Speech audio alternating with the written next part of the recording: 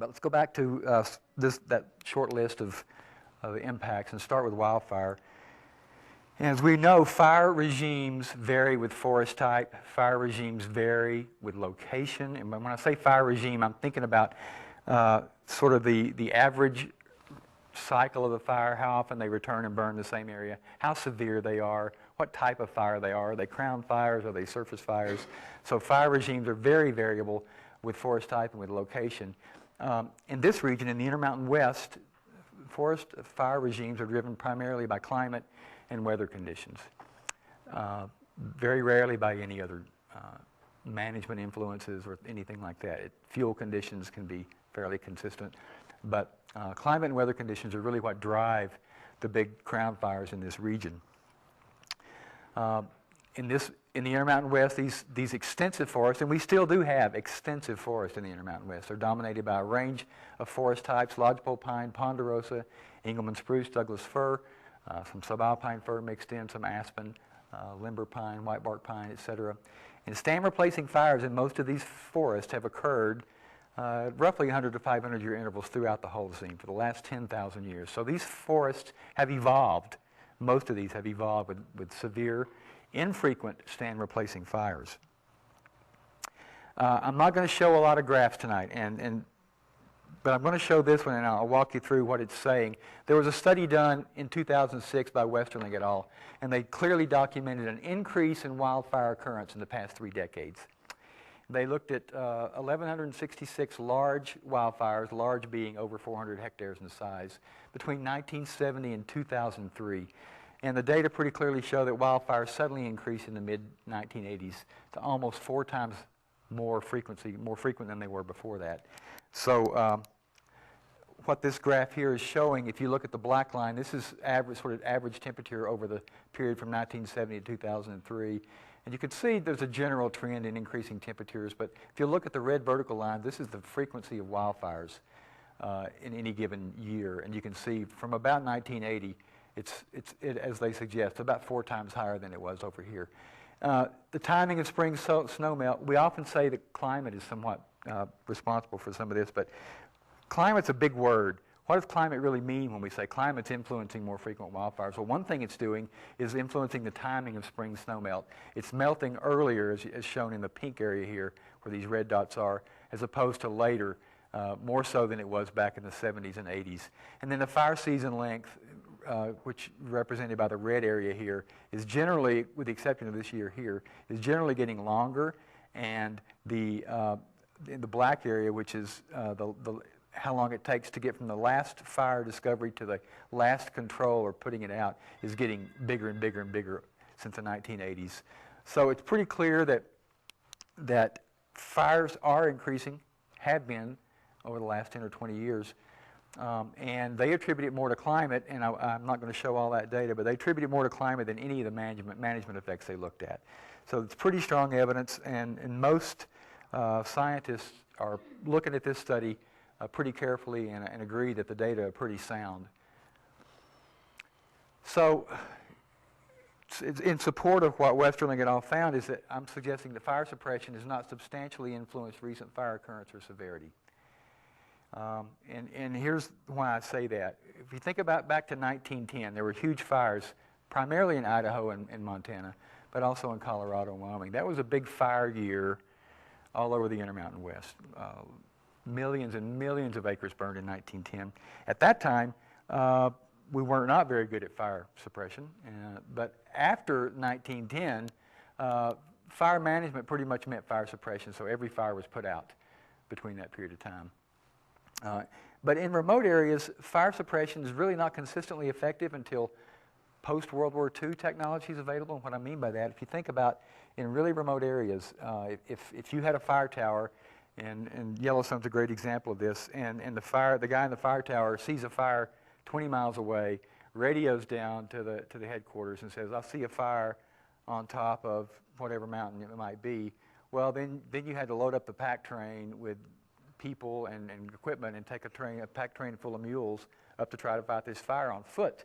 And usually by the time you got there, 1 or 2 things happened. The fire had already gone out, or the fire was way too big to fight on foot with mules and shovels and picks and things like that. So after World War II, we had a lot of planes sitting around that had been dropping bombs, and now we could use them to drop paratroopers, firefighters, and slurry and things like that. So after World War II, we began to be a little more effective at fire suppression. But when you think about when that happened, so around 1950 into the present, that window of time compared to the typical fire return interval of several hundred years is not very much. I mean, how much influence can we really exert in that shorter period of time, particularly in Yellowstone? And I'm going to keep referring to Yellowstone because we all know what happened in 1988.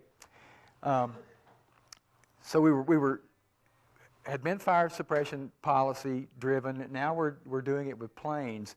But between 1940 and 1960, ecologists and managers began to recognize there's a role that fire plays in our forests. And so some of that fire suppression began to soften a little bit.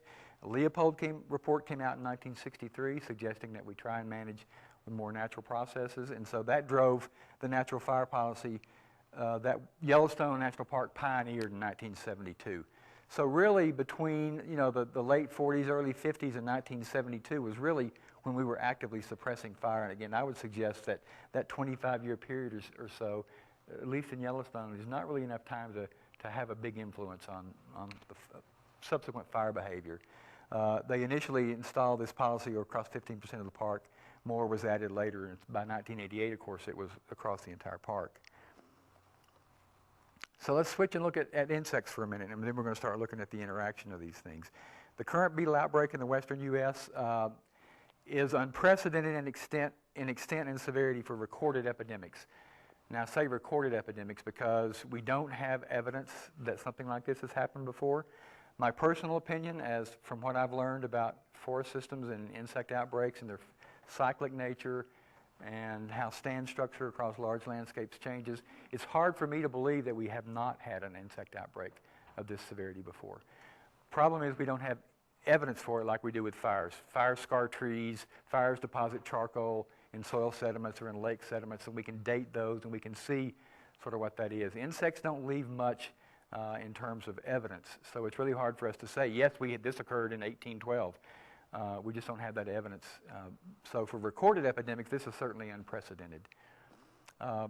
Most beetles, if you're probably aware, and I hope I'm not preaching to the choir here, but maybe I'll tell you something you haven't heard before. They infest specific tree species, so a bark beetle, mountain pine beetle, for example, can't infest an Engelmann spruce, or shouldn't, usually doesn't, or a Douglas fir. And there right now are numerous species of beetles that are active in many different forest types across the West. The current extent, the outbreak runs from New Mexico to British Columbia and Canada. There's been approximately 3 million acres of forest affected by bark beetles in Wyoming and Colorado, predicted to increase to over 5 million acres. So here's some of the bad news. Estimates for British Columbia are over 30 million acres and 150 million in North America. I got to stop right there and tell you, when you read numbers like this, these numbers come from maps created by aerial surveys, and certainly I'm not belittling the effort that goes into this at all. It's a very hard thing to do, but it's essentially people flying around in a plane with a map in their lap and drawing polygons around areas that are infested by beetles. So when you see a map like this one and it shows all this red area, it's pretty alarming. But what it doesn't tell you is within each of these red polygons, how many trees are actually killed in there? How many trees are alive? How many trees are dead? Is it all of them, half of them, 75% of them? So this is area affected. Doesn't say that there's 30 million acres where every tree is killed.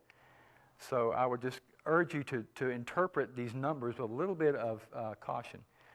That it's just really saying how much area is colored in red and doesn't really give us enough detail about what's really going on the ground, which is why we need, in my opinion, to do a lot more on-the-ground surveys and figure out really what's out there. And I'm going to share some of those kinds of numbers with you here in a little while. So there's the extent that I was just talking about from New Mexico clear up into British Columbia. It is pretty striking. I'm not sure that I've ever read anything about a continental scale outbreak like this, so it's very striking. So there's the beetle. You've probably seen pictures of this little thing before. This is the mountain pine beetle, here about the size of a grain of rice. Here's some watersheds up in the Beartooth area around Yellowstone National Park, and if you've driven around anywhere in the West, you're familiar with these red patches of trees that usually signify where the bark beetle has come in and killed some trees. You're probably familiar with the pitch tubes where the trees are producing resin to try and defend themselves, to pitch the beetle out in defense. A little bit about the ecology. There are several aggressive bark beetle species now active. All are native. None of these are introduced. These are all native to Colorado and western North America. Mountain pine beetle gets the most press, probably because it infects lodgepole and ponderosa pine, which are two of the most widespread tree species in Colorado and Wyoming. But it also gets all the pines: limber pine, whitebark pine, bristlecone, western white pine, etc. The spruce beetle is active, infests Engelmann spruce and Colorado blue spruce. The Douglas fir beetle is active, getting in Douglas fir forest, and the western balsam bark beetle is infesting subalpine fir. Up in southern Wyoming, southeastern Wyoming, I can take my forest ecology class on a field trip, and we can see activity of all four of these beetle species in a single day. So they're definitely all active at the same time right now. A little about their life history. I just said they're host specific, so they don't move around from tree to tree unless it's the right tree. They're native insects. Except for when they emerge and disperse in the summer, all phases of their life cycle occur beneath the bark of the tree, so that's where they get their name, bark beetle. They live beneath the bark of the tree. Adult beetles attract trees in the summer. They're aided by pheromones. You've probably heard that. They exude pheromones, two kinds actually. One is an aggregation pheromone that says, I found a good tree, come over here and join the party, or a disaggregation pheromone that says, this tree is full, no vacancy, go somewhere else. And so that's really, the pheromones are key for sort of guiding the beetle attacks. The eggs are laid in the early fall. There's a larval phase during the winter when, if we were to have cold weather like we used to, they're probably most susceptible to being killed. They pupate in the spring, and then the brood adults emerge in the summer in a pretty synchronous event. It lasts about 7 to 10 days across the region. It's pretty synchronous. And both adults and larvae feed in the phloem layer of the inner bark. So just inside the bark of the tree is a very nutritious layer of cells that transports the sugars up and down and through the tree, and that's where they feed. Small trees are often not selected. We're seeing some small trees being killed during this outbreak, which is a little unusual. Typically don't see that small a diameter. The reason they're not selected is because the phloem layer beneath the bark is just not thick enough in smaller trees to support the reproductive galleries. There's not enough area there for them to lay their eggs. So they may be able to go in there and feed for a little while. They may be able to kill the tree, but they probably won't reproduce in those small diameter trees, even though they're killing a few of them here and there. So I just thought I'd put up a cross-section of a ponderosa pine here. And you can see the outer bark here that you're all familiar with. And just inside that is the phloem, just inside the outer bark. And that's that nutritious layer where they'll get in there, lay their eggs, and feed. They create these galleries that you may have seen. If you haven't, I encourage you to go out sometime and find a dead tree and take your hatchet or your pocket knife and scrape the bark off. And you can see these birthing galleries. So here's a tree that's still alive, probably dead, doesn't know it at this point, but the birthing galleries and then the pupa, or excuse me, the larvae in these little birthing canals over here that have begun to chew their way out and feed. So these very distinctive galleries of the mountain pine beetle. One of the most devastating parts about the pine beetle is, I mean, certainly on their own, given enough time, they'll kill a tree, but just simply girdling a tree like a bark beetle will do with their birthing galleries would take probably several years to kill the tree. We've done experiments girdling trees to try to stimulate the bark beetle. And it takes several years for a tree to die because it doesn't affect the water transporting tissue, so they can still move things around a little bit so they don't die. What typically kills a tree very quickly within 60 or 90 days is this mutualism they have with a blue stain fungus. And the fungus penetrates the water and nutrient conducting cells, the xylem.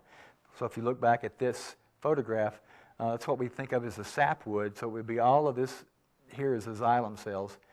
In fact, the whole tree is xylem, but this is heartwood and it's not active any longer. So it's just this sapwood area around the outside. The blue stain fungus infests all of this sapwood, all the xylem. It pretty much clogs up all the water and nutrient conducting cells and accelerates the death of the tree to just about 60 or 90 days. The fungal spores are an important food source for the beetle larvae. So the beetles actually have little pouches that are made to carry those fungal spores into the tree. So this is sort of a mutualism, if you want to think of it that way. They've adapted to these particular fungi and carried them into the tree, where the fungi then feed on the tree itself, which is really what kills the tree. And here's some examples. You've probably seen these driving around where Forest Service has maybe been clearing power lines or roads or trails or something like that. And you can see how the blue stain just gets into the sapwood and stops there at the boundary with the heartwood. So these are the actively water and nutrient conducting cells. Same here. There's the heartwood. They don't penetrate that boundary right there. But this really just clogs up all the plumbing in the tree and accelerates the tree death. So how do we get from endemic, or levels where the beetles are out there all the time? There's always beetles present in these forests. They typically attack, they're kind of like wolves, they attack the weakest, oldest trees usually because they don't have the defenses to repel them. How do we get from endemic levels to the epidemic levels that we're seeing now? It seems to be three major factors. This extended period of drought stress that we've seen over the last 7 to 10 years weakens the trees, reduces their ability to pitch the beetles out. Increased winter survival of larvae because there's fewer days of extremely low winter temperatures like we used to experience. And it has to occur at the right time of year because the beetle larvae produce sort of an antifreeze. And if you don't have really cold temperatures, say in November or April, once they get into the heart of winter, they're pretty much cold hardy.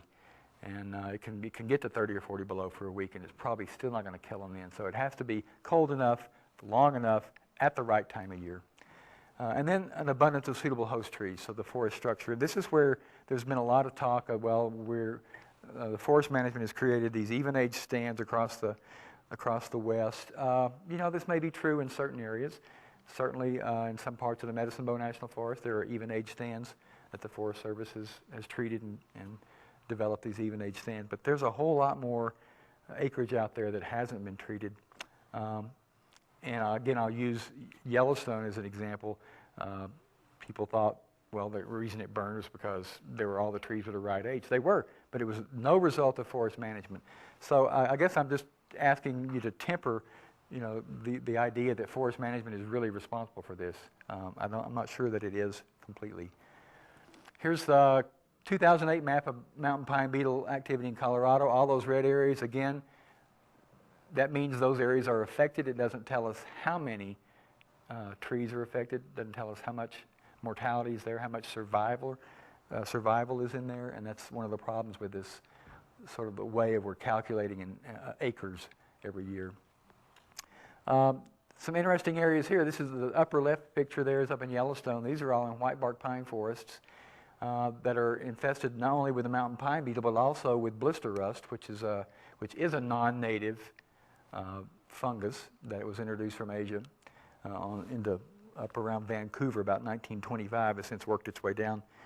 I had a student did a study on this particular interaction, and the blister rust weakens the trees further, and so the bark beetles are actually selecting trees that have the blister rust first, which was pretty interesting.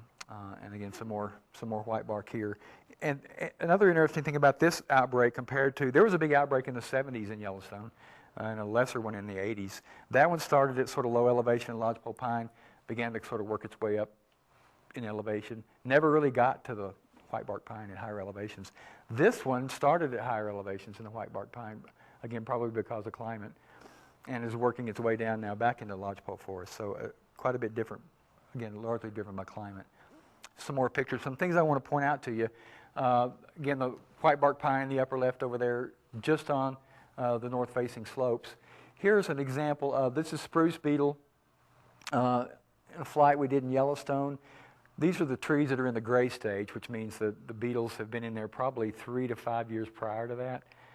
So the first stage is sort of a yellow. The needles turn sort of yellow, and then they turn red, and they stay on the trees for 2, 3, 4 years before they finally drop off.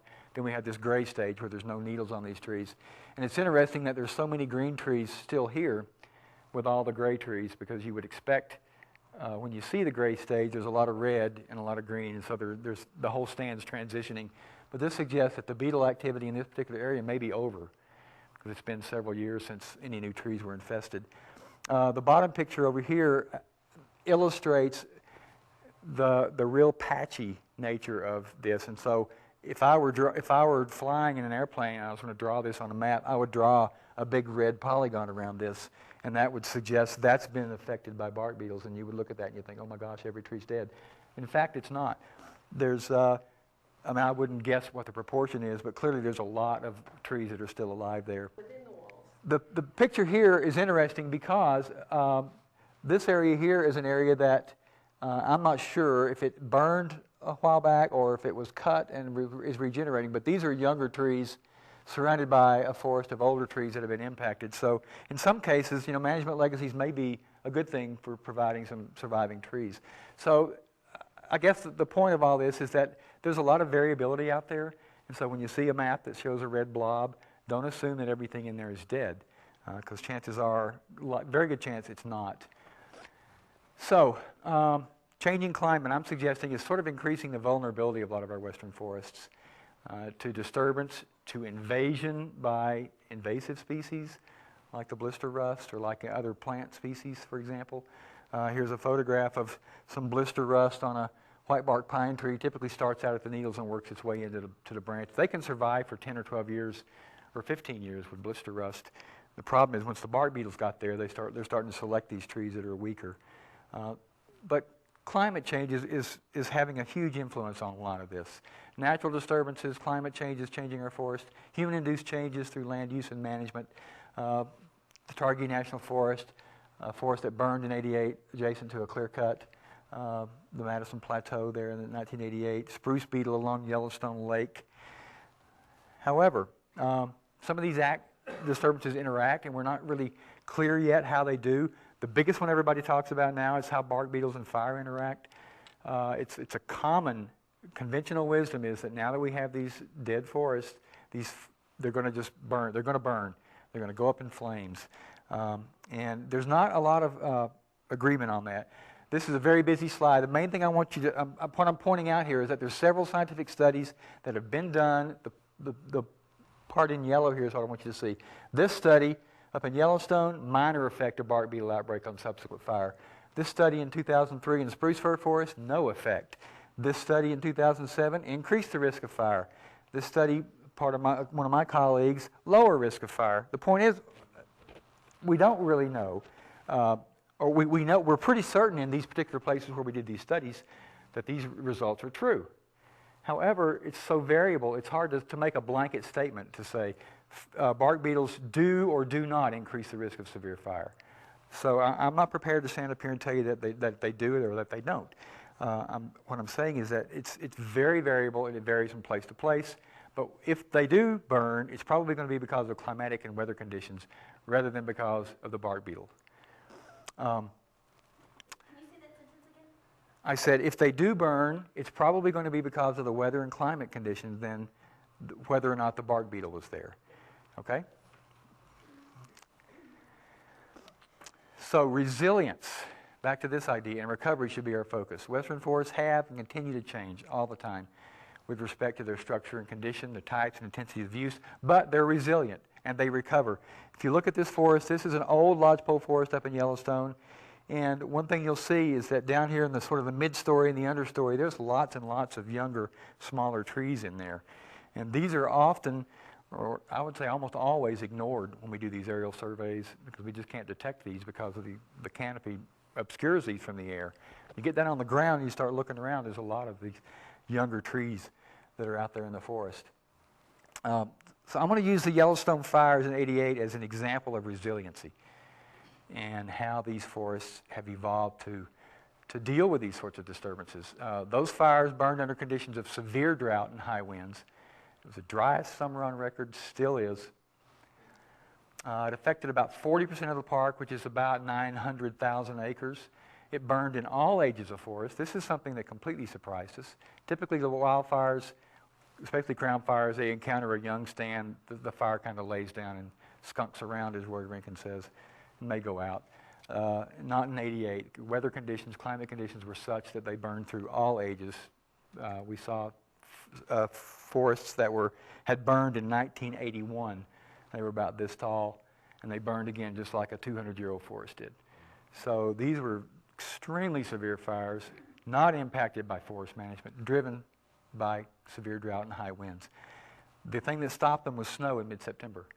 Put 35,000 firefighters out there for several months and $120 million, which is not a lot today maybe, but snow is what stopped the fires. Some history before 1988. I told you about the natural fire policy. So in 72, they instituted the natural fire policy. Up through 87, the year before the fires, they allowed 235 fires to burn during that time period. Only 15 of those ever got larger than 100 acres.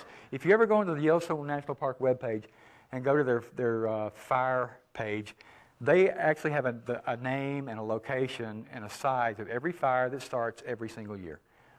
And if you look over to the right column, it has the sizes, and almost every one is 0.1 acre, 0.1 acre, 0.1 acre. What that really means is, in most cases, one tree.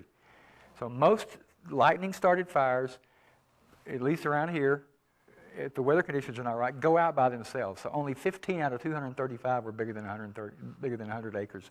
A total of 33,759 acres over that, 15-year period. So you can do the math and see what that is per year, but that's a relatively low area or low amount of acreage burned.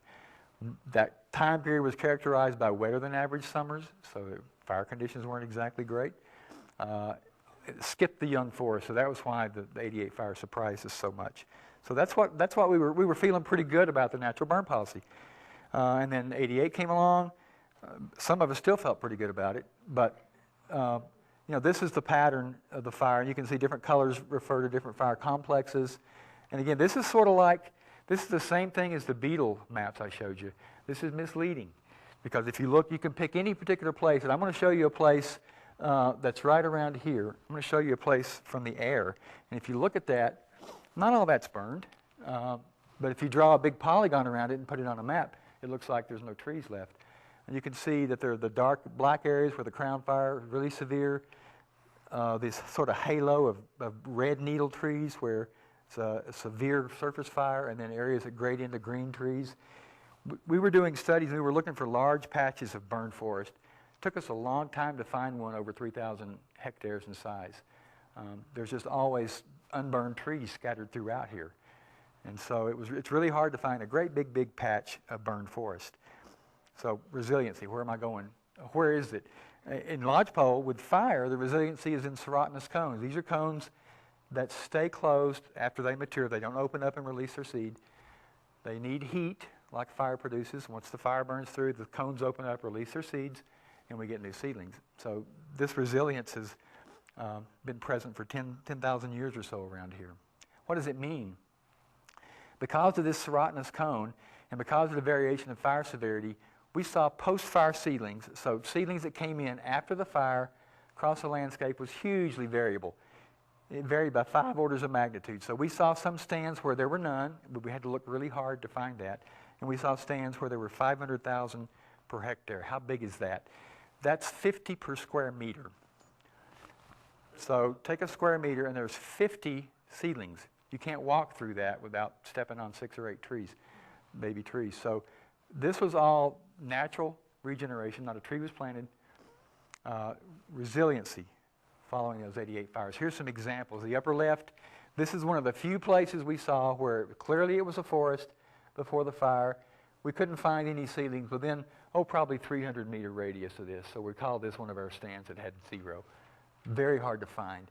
This is one where you can see scattered throughout it's kind of a blurry picture, but this is probably about 1,000 per hectare. The average density, number of trees per hectare, before the fire in Yellowstone was around 1,200. So this is sort of low, but still right about where they were before the fire. So this is going to be this is going to restock this stand. It's going to look just about like it did before the fire came through. You can see the seedlings and saplings here under the understory. This is about 6,000 or 7,000 per hectare, so that's pretty dense. It's hard to find a mature stand with that thick. And this is one of those 500,000 per hectare. This is not grass. These are little trees. This is in 1996, so this is 8 years after the fire. They're only about that tall, big around as a pencil. anecdotally, I'll tell you, we went back and looked at them last year, and we have permanent plots set up, and they're 22 years old now when we went back, and they're still only about this tall, and they're still only about as big around as your finger, but they haven't begun to die yet. I mean, at some point they're going to start thinning, but that hasn't started to happen yet. So amazing resilience and ability to regenerate after a fire. Are those new trees, 22-year-old trees, resistant to the bark beetle at this point? Oh, there's no bark beetle in those trees at all. They're much too small. Yeah. Yeah. Sure. Another example of resilience, it doesn't directly speak to the trees, but plant species diversity in the understory. This is in 1991. Kept increasing the first 12 years after the fire. More and more and more species coming in. And most of the species, and I'll talk about one that wasn't native, most of the species are species that were there before the fires came back. A few invasives, a few exotic sort of pioneer colonizers came in, but they came in, they went. Most of what we see is just the same species that were always there. There was Aspen establishment. So Aspen takes advantage of a disturbance like this to recolonize these forests. We thought this was a rare episode of establishment by seed. Aspen doesn't usually germinate from seed. It usually sprouts. It usually resprouts. We've all heard that aspens are big clones. They're a single individual. They send up root suckers, and they have all these new stems. It looks like 5,000 trees. It's probably one organism. Occasionally, they germinate from seed. We thought it was rare, but since there's been several fires we've gone into since then, and it's really not that rare. It actually happens quite frequently. The seedlings were established nearly all the way across the park. Anywhere it burned, there were aspen seedlings coming in from seed. We excavated a bunch of these to be sure they weren't coming from anywhere. And in fact, many of these were several kilometers from the nearest adult tree. So we hypothesized that the seeds blew across the snow probably in late April, early May. They go kilometers across, and then snow melts, they germinate. Most of these are probably not going to grow in mature trees because a lot of these sites are simply too dry. But a lot of them are, and here's me standing next to one that's probably about 3.5 meters tall. So some of these are going to make it. All this coarse wood, these piles of dead trees may play a role in helping aspen become established in some of these stands. But again, just demonstrate the resilience of different forest species to respond to disturbances. There was an aggressive invader, Canada thistle, that came into a lot of these lodgepole pine forests, and here's some photographs that my graduate student took in certain places. We sampled these in 1999, and it was pretty widespread throughout a lot of our burn stands. She resampled them 7 years later, and she was asking how the abundance of persistence changed over time. It's decreased in abundance in almost every area there, and the only place it's present now is in the most fertile areas where it's really, really ideal growing conditions. This suggests it's not really a good competitor, so it's kind of a wimpy.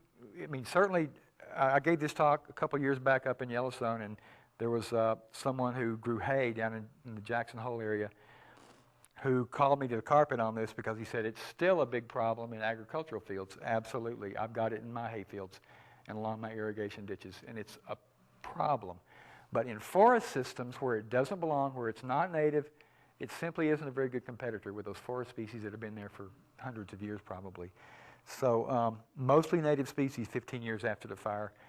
This is only in a couple of places. So again, I think resilience of the system to invasion is pretty evident here. And the last thing I want to talk about as far as the resilience is something we call advanced regeneration in post-outbreak lodgepole pine forest. So this is post-beetle outbreak. So young trees, seedlings and saplings that are not killed by the bark beetles are considered advanced regeneration. So it's different than a fire. We don't have to wait for seeds to germinate. These are young trees that are already out there. They didn't get killed by the bark beetle, and this is our new forest. These are the forests of the future. And so we call it advanced regeneration. And this is the kind of thing that's ignored in most of these aerial surveys. We can't see it. We can't measure it from an airplane. You have to get out on the ground and actually count and see what's going on.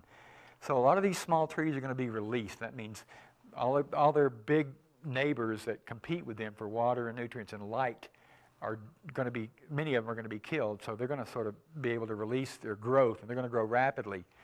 I had a picture of Yellowstone. This is the same stand I was wanting, but it's not as striking. This is a stand in Yellowstone that was hit by beetles in the 70s.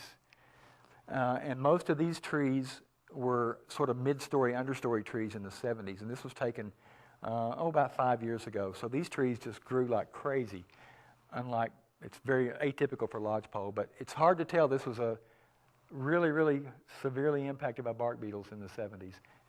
You have to look hard for the evidence to see that it was. You have to core the trees and look at the growth rings suddenly get huge about the time the other trees around it died, and there's dead trees around on the ground. But this is an example of what this advanced regeneration can turn into, because they're going to be released. So we wanted to know what that was actually like in lodgepole pine forest, because there's no reports about that, or very few anywhere. So we went out and we sampled 20 stands as a pilot study. Mortality of the overstory, the big mature trees, ranged from 0 to 70%. The average percentage of mortality in any stand is 37%. So over half the stand's still alive. And this is not something that most people see or read about.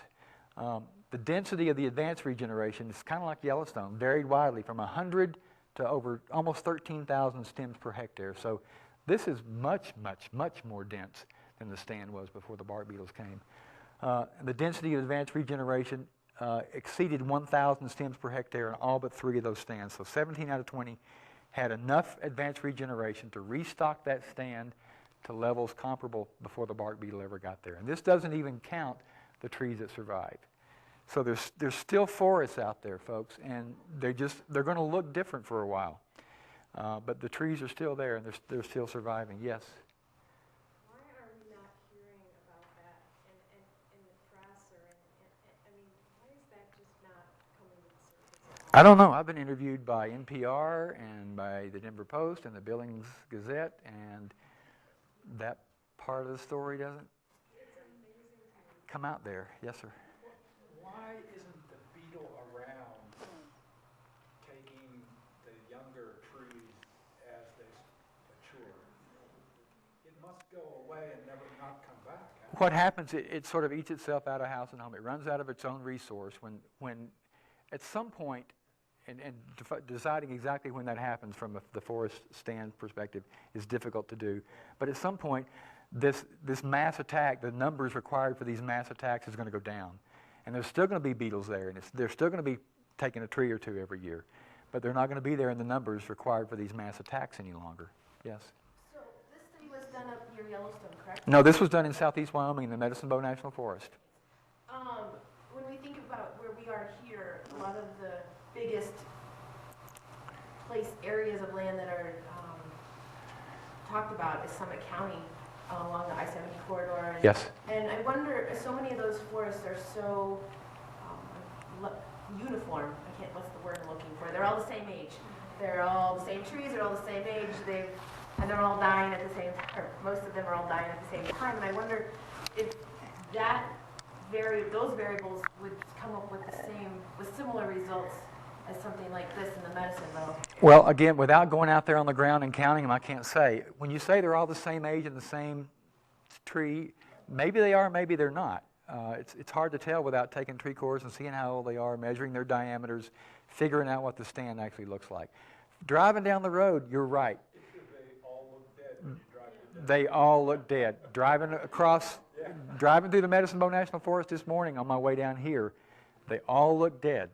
But you got to get out of the car and you got to walk in the woods. Right, but was this a study that was done on an area that was that similar, that uniform forest type thing, or was this something that was more diverse? This forest. It's a range of stands. We set up 20 stands, and we varied it by density. We wanted to see sort of sparse stands versus really dense stands, and everything was at least 80 years old. And I think the ages were from 80 to 150. So they're all pretty close in age, pretty close elevation. We just wanted to see what the variation in the understory advanced regeneration was. So, yeah, it looks dead from the road. Sometime when you have a minute, get out, walk in the woods, and count the ones that are this tall. Yes, ma'am. What causes the differences in regeneration? Is it soil or the heat of the fire that was there? I'm going to show you. Great question. I'm going to show you why there's that variability. So I said I wouldn't show many graphs. This is only the second one I've shown. So, okay. So here is the percentage of trees in the stand. let's start over here. Here's the live overstory. Here's what's still alive.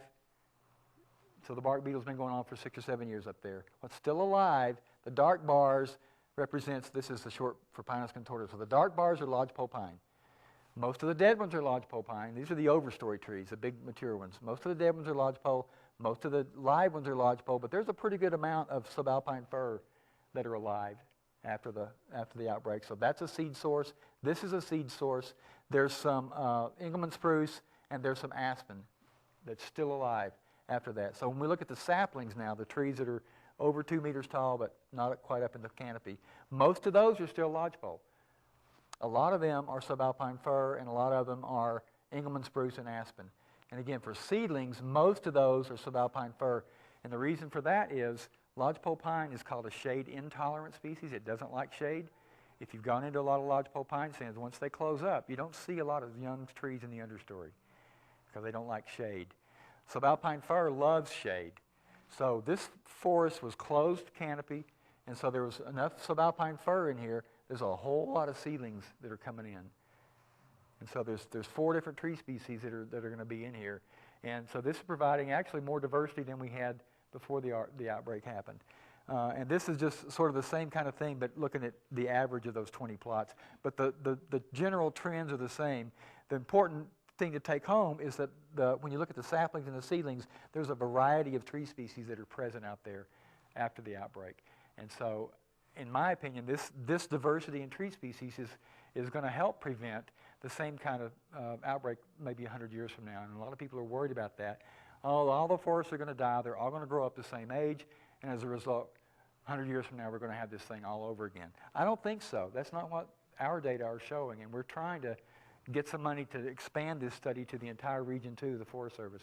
We want to know what's going on a regional scale. Because how can we plan for future forest conditions if we don't know what we have right now? Yes, sir? It's in habitat that is satisfactory for that much subalpine fir? Absolutely. Obviously, it was habitat that before, not very many subalpine. Yeah, subalpine fir, typically the role in lodgepole forest, it's a late successional tree. So as the stands age, you'll get more and more subalpine fir in the understory. And then as the tree, if it doesn't burn, if it reaches 250, 300 years, the canopy could be dominated by subalpine fir or Engelmann spruce. And there'll still be some lodgepole in there. It's a natural successional species in those trees. So yeah, it'll do fine there. Good questions.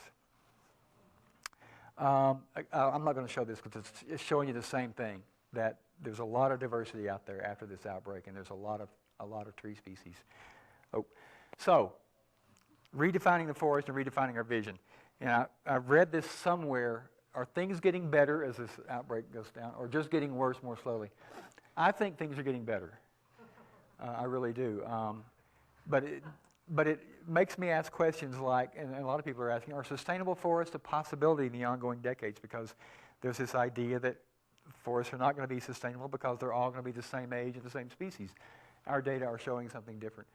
Well, this list of impacts change that I presented at the very beginning of the talk, wildfire, insects, climate change, human impacts, management legacies, it might not. I suspect these disturbances are always going to be with us. They have been for thousands of years. Maybe new things will happen, but certainly the influence of climate is probably going to increase.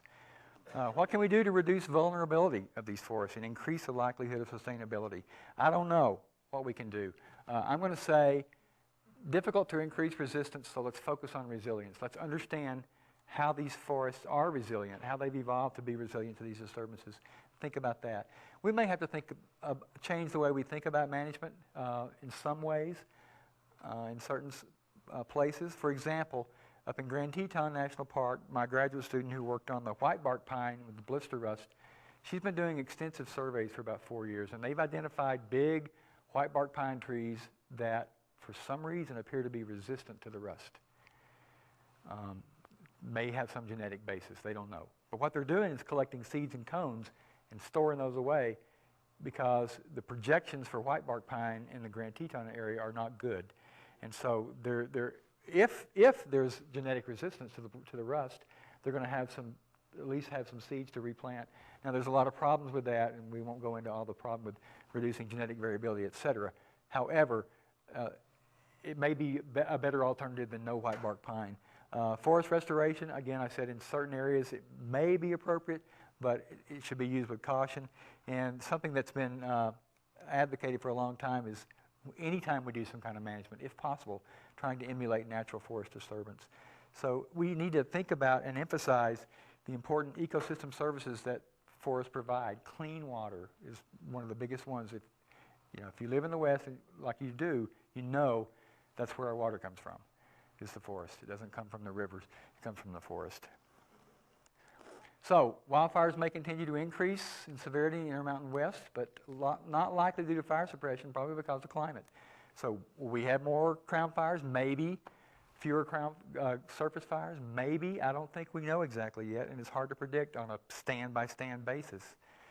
What I do know is that forests are resilient. This is a photograph of a fireweed taken 5 days after the fire was out in Yellowstone. This is in 1996. The ground was still warm when we went in to do our work. This is not the 88 fires, but Pelican Fire in 1996. And this had already resprouted.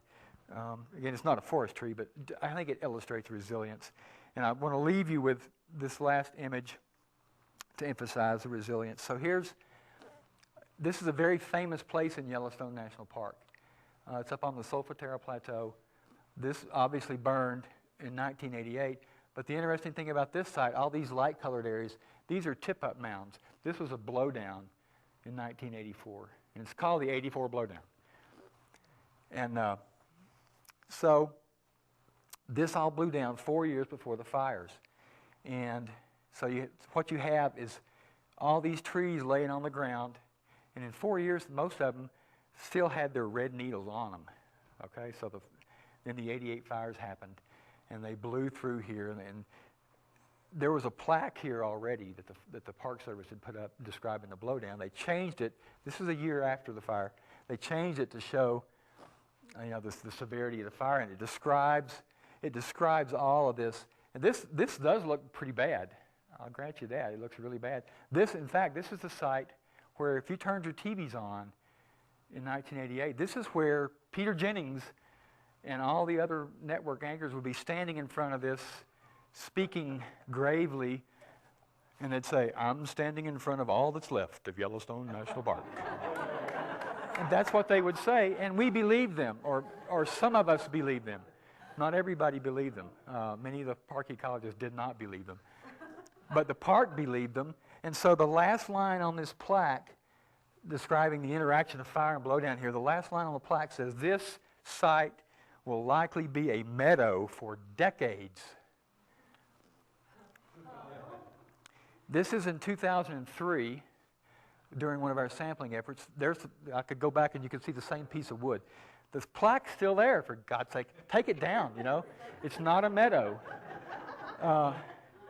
In fact, it's one of the most productive sites. We measure not only the numbers of trees, but how quickly they're growing and their productivity. This is one of the most productive sites in the burned forest all across the whole park. It's an amazing site.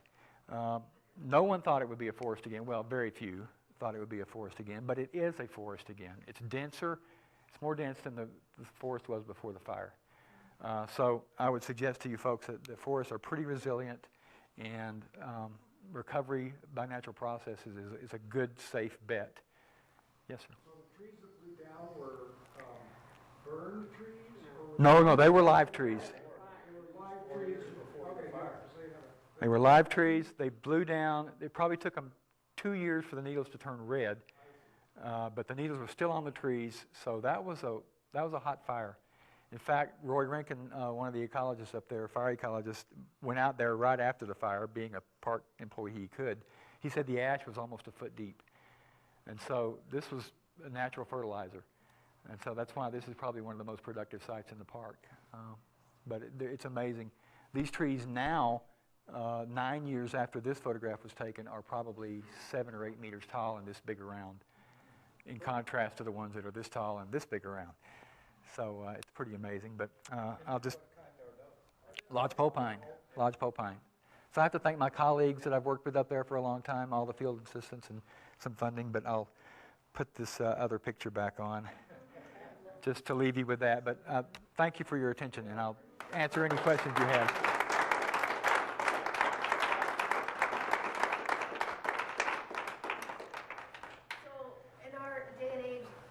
drives everything, and I'm wondering, have you had finding funding for this research easy or difficult because it's different than the findings of other studies, and it's not the culture of fear that everything It's not been easy. Yeah. It's not been easy. We've got a couple of leads on some potentially finding some money to do some more region-wide study, but it's not been easy. I don't think it's because of the fear. I just think that money is being spent right now, and rightly so. It's being spent sort of in a hazard mode. I mean, there's roads, trails, power lines. We do need to clear those out because a dead tree falling on a power line will cause a forest fire. And It's not because of your findings being so different than... no, I don't. No, not at all. I don't think so. So I guess our hope for a cold spell to come is useless because what I saw on your map was way north in British Columbia. The cold up there hasn't stopped the beetle. No, it's warmer there too. It's warmer there. Warmer than it used to be. Warmer than it used to It's gotta be. a lot colder than it is here in the winter. Yeah, I would think so. But again, it's not just how cold it is, but how long it's cold and when it happens, And the right time. in the right time of year. Exactly. Yes, sir. You know, there's been talk and about controlling forest fires by, and I guess there's been some action to the need to cut the beetle-killed forest, but you presented data that says that's very questionable and it probably has no effect on the frequency of forest fires. Is that correct? It's correct. That's what I'm suggesting. I think money's being spent in the right places right now, which is removing hazard trees. So trees that may fall on a car when they drive by a road, or trees that are going to fall on a power line, or trees in a campground or picnic areas. Those clearly should be removed so we don't hurt people.